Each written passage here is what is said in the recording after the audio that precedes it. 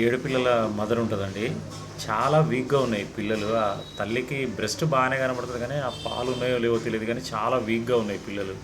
పైగా ఇక్కడ అబ్జెక్షన్ చేస్తా ఉన్నారు. ఇక్కడ పెట్టొద్దు అది ఇది అని అన్నం పెడుతున్నామని. కానీ ఏదో టైంలో వాళ్ళు చెప్పిన ప్లేస్‌లో కాకుండా కాస్త పక్కకు తీసుకొచ్చైనా అన్నం పెడుతూనే ఉన్నాం.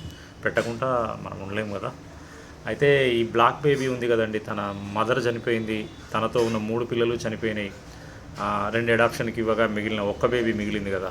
అంటే వాళ్ళ అమ్మకి పాయిజన్ పెట్టారో, లేకపోతే ఏదన్నా ర్యాట్ పాయిజన్‌తో చనిపోయిన ఎలుకని తిని చనిపోయిందో తెలీదు. అంటే ఆ ర్యాట్ పాయిజన్‌కి గురైన మదరు పాలు తాగినాయి. తన తోటి పిల్లలు పిల్లలు.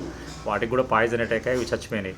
నిన్న మాత్రం ఎవరో తీవ్రమైన గాయాలతో కనిపించిందండి నైటు. హోల్ పడింది తలకు, ఫోర్ హెడ్ మీద హోల్ పడింది, చీము రక్తం కారుతుంది. అది ఇప్పుడు మెడిసిన్స్ అన్నీ తీసుకెళ్ళా, డ్రెస్సింగ్ చేసా, ఐడిన్తోని హైడ్రోజన్ పెరాక్సైడ్ వేసి క్లీన్ చేసా, మొత్తం మెడిసిన్ మొత్తం వేసా, పొడి స్ప్రే వేసా లోపలికి. ఇక ఆ 7 పిల్లలతో కలిసిపోయిందండి. తనకు ఫ్యామిలీ లేదు కదా, వాళ్ళ అమ్మ వాళ్ళ తోటి పిల్లలు 2 అడాప్షన్కి ఇవ్వగా వీళ్ళతో కలిసి ఉంటుంది అక్కడ.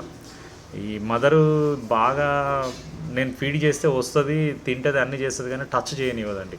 ఎందుకంటే అబ్జెక్షన్ చేసిన ప్లేస్లో ఉంచడం నాకు ఇష్టం ఉండదు. కానీ ఆ తల్లిని నేను ఎక్కడికి తీసుకెళ్ళలేను, అది రాదు, టచ్ చేయనియదు. పెడితే వస్తుంది, అన్నీ తింటుంది, కానీ నన్ను ముట్టుకోనియదు ఆ మదర్. 7 పిల్లలు. ఇక అది ఇక్కడే కొంచెం వాళ్ళు చెప్పిన కాడ కాకుండా కాస్త పక్కకు ఫీడ్ చేస్తూనే ఉన్నాం.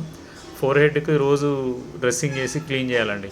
అది ఒకటి మిగిలిపోయింది. దీనికేమో 50 డేస్ ఏజ్ ఉంటుంది, అవేమో ఒక 25 డేస్ 30 డేస్ పిల్లలండి. ఇక్కడ ఉన్నాయి పిల్లలు.